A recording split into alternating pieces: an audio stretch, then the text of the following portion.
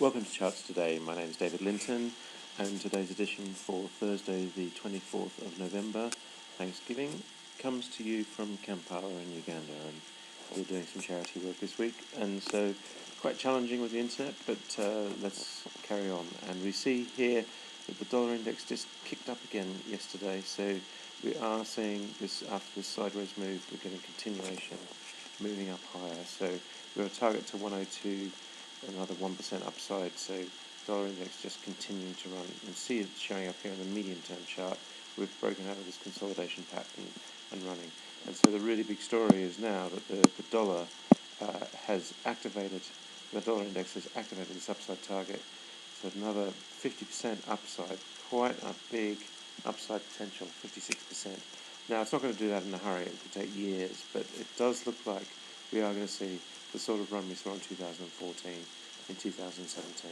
So 2017 will be the year of the dollar, and that's quite significant of currency watchers, of course, and will have a global impact. And if we look at the euro, we see conversely that the euro, having gone sideways, is now nudging these new lows on the 60-minute chart.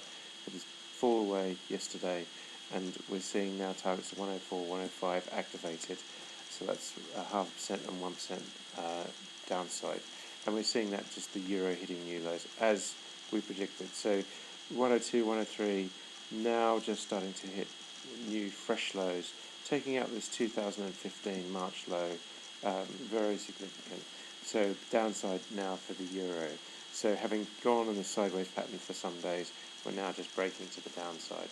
And if we look at the yen, we'll see here similarly, dollar just continues to run. This is the big story, just dollar strength. And if we look at sterling against the dollar, sterling has recovered a bit with the dollar, so you can see it's not falling away as much, but we are just in this sideways range between 124 and 125 at the moment. And so we're just seeing that the dollar strength is still dominating here as well. Take a look at US stock markets. S&P 500 last night broke back, stayed above the 2200 level. Markets closed today for Thanksgiving, and of course will be quiet over the next few days until we get back into next week.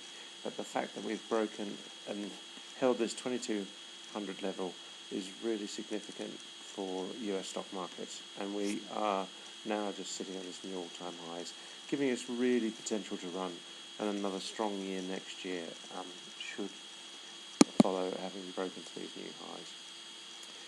Nasdaq not quite breaking new highs the way that the S&P 500 is. We're seeing here it is trending, and it is above the cloud on all fronts. It's just not quite making new highs the way that the S&P is. So that's quite significant too. The Dow actually broke 19,000 for the first time last night, so this is really significant. New all-time high on the Dow, over 19,000. Markets now looking just very bullish indeed.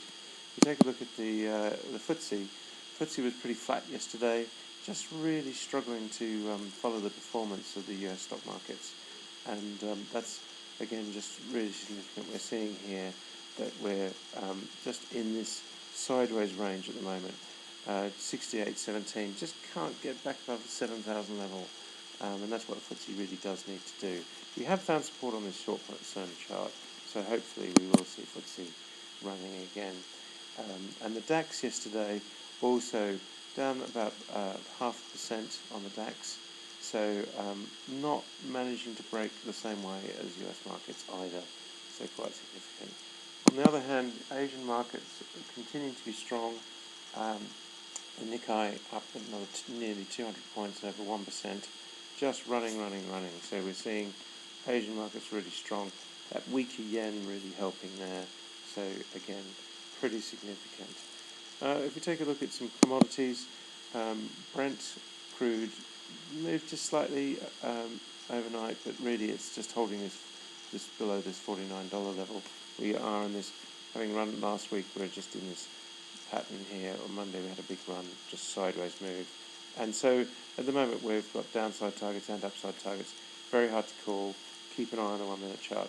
It is normally a bad time of year on the seasonality for crude, but we are back above the cloud here. And on the weekly we're not through yet. So quite indecisive. quite difficult to call. If we take a look at gold has fallen again quite significantly overnight. We're below the 1200 level. Another fall to the downside. Strong dollar having an impact there. So quite significant that we're seeing this sell-off. Bearish below on the 60-minute and on the daily chart. The weekly still holding up.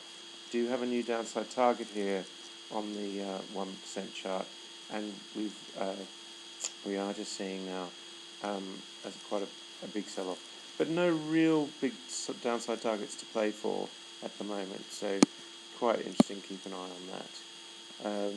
If we take a look at the 10-year Treasury note, yield is still sitting at 2.31%. US interest rates just holding steady. We were as high as 2.4 at one stage, so we are just seeing these edging up all the time.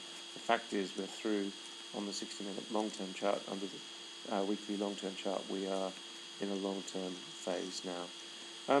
Most tech stocks had a sell-off yesterday. If you look at the big bellwethers, just taking a quick look at, say, Google. Google did have nearly a 1% sell-off. Just holding in that positive phase, but interestingly, tech is having a more mixed time in the general US market. S&P above 2200, Dow above 19,000, dollar index just continuing to run higher. That's it for today. Until tomorrow, happy charting. See you then.